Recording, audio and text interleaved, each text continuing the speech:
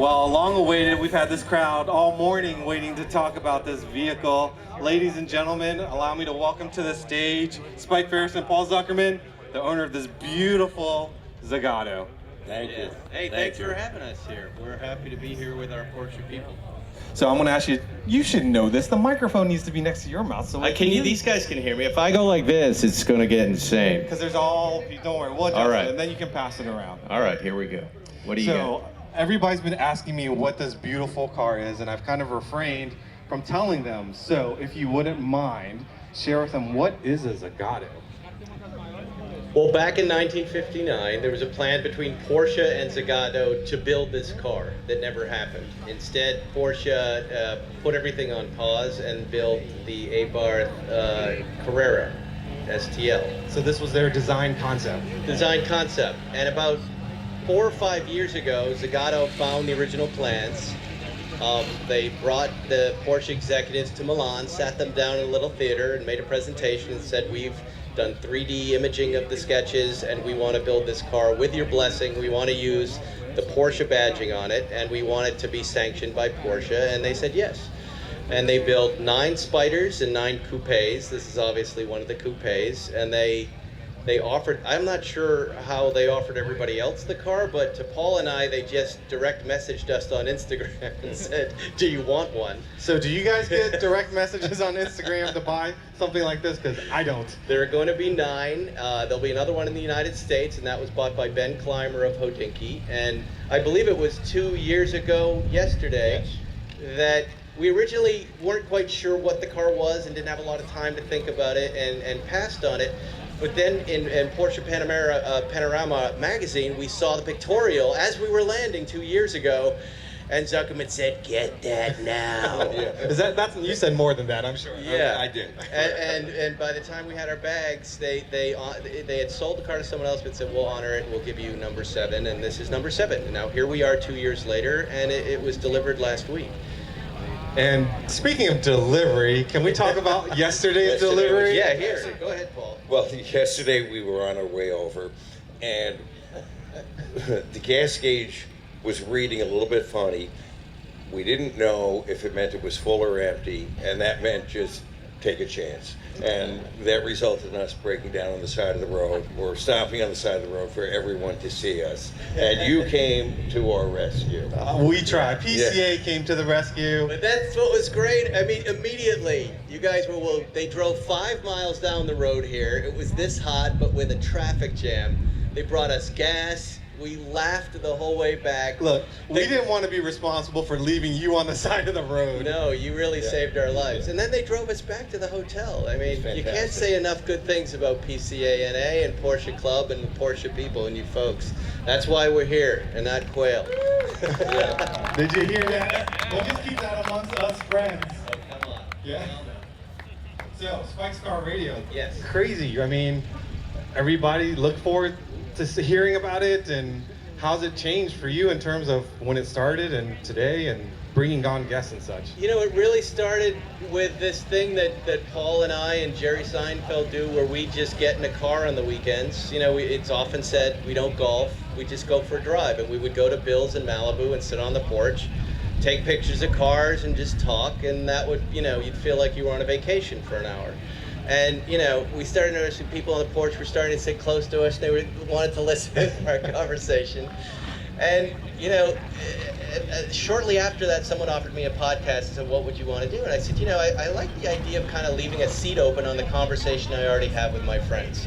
And as long as, you know, you don't mind, it's going to be Porsche-centric, and it's just going to be...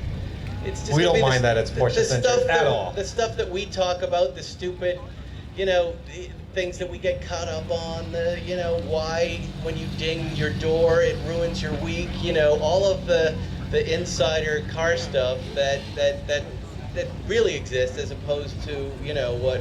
Well, to me, I consider it sort of unfiltered, like discussions with my buddy. Absolutely. Right? And that's what I love about it, yeah. Because sometimes, you know, we all drive our Porsches, we drive long distances, and listening to you two, you know, it's like we're just, the miles just go away, and then we get to our destination pretty quickly because we're riding amongst with our friends. Yes, exactly that. And we that's what we hope. We hear that all the time from, just this morning from as far away as Denmark, just that we are all similarly afflicted with this Porsche thing and this car thing. And it's good to know that we're all out there and we can connect. So this is number 7. There was 9 of them in total built. Does Yeah. that include the... I believe there's a prototype. There's a out there, prototype. 000, yeah, and that's going to be at the Zagato factory. And as I was up top today bringing cars in, and of course I knew this was down here, but then I saw Zagato pull in. What do you mean? There was one floating around here that looks... Oh, Ben That's Clymer's car. Yes. That's Ben Clymer's car, Yeah, yeah. I'm like, It's dark gray metallic. yeah, exactly. What are Yeah. the odds? What are Well, the they're odds? pretty good, apparently. At Monterey Car Week, the odds are very good. Very good, yeah. Now, he brought the car in from New York, and, he's getting it and sorting it, too. And we were just with Andrea Zagato at the Spanish Bay, and Hurley Haywood and Pat Dempsey having a good time talking Porsche there, and hearing more about the history of Zagato. And, he didn't say I couldn't say anything. There's some other things Zagato and the Porsche factory are planning right now. They Oh. didn't get into, but he said it comes after the A-Bar. And there's more. And I said, what? And he goes, Oh, so All right. there's something new coming that apparently they're teaming up on. so back to the car in terms of its underpinnings. Obviously, the beautiful lines, the aluminum body.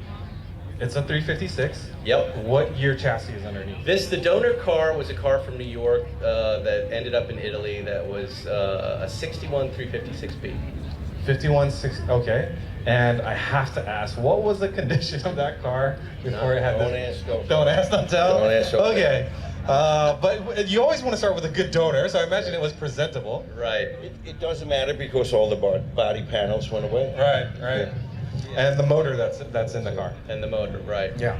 And that's something Zuckerman and I and John Wilhoit, who we love, are all talking about now. Like, Zagato did an amazing job bringing the car over here, and we're now going to make it our own with John Wilhoit's help. So, Okay. Yeah. So you've driven it a total of what, maybe 100 miles, if that? No, 5. 5 miles. And then we broke wait, down. you drove 5 miles and we pushed it 4. Yes. So this is true mileage unknown then. So we just killed the value of the car. Yeah, no, good question. I meant to ask Andrea that. But It says 30 on the odometer, but based on the condition of the car we saw, I would bet it's 330. So if you would be open to, I think it might be fun to maybe hear from the crowd, maybe 1 or 2 questions. Sure, Is that all sure. right? Yeah. So do you guys have any questions for Spiker Paul? Not hard ones. We're not the most knowledgeable guys. I heard this is a Plan Z car. Hi, Manny. Can you tell us what a Plan Z car is? Did we plant this question? You did. Plan Z. Plan Z, the underpinnings of Plan Z are that one should always function in an ill-considered and spontaneous manner when it comes to purchasing cars. And once you commit, you then get a friend or 2 or 3 to bear the cost of it. Let me say the part 2 to that, and these were your words. We each have plausible deniability with our wives on this. So when this is in my garage and my wife sees it and says, "Whose is that?" I say it's Paul's, and vice versa. And it works out very well between us. Some of our wives are here. You just killed it for us. These are the Porsche wives. They're different. They're good. They're cool. There you go. Do we have any other questions? Man, they're just happy that you're here. Well, we're happy to be here with all of you, and we're here to look at your cars. So, Well, unless thank you have you guys. anything to ask, Thank you. I want to see Yeah, your show. you guys want to go see the car, so I don't want to keep you too long. Thank you for bringing the car. We'll take good care. We'll leave it here for the time being. You can have it. Oh, I have all these witnesses. That's fantastic. It's really hot out there, and there's a traffic jam. So we'll come back later. So if you would, enjoy yourself. Thank you guys for being here. Thanks for you. Thank you. Thanks for yesterday for your help. You bet.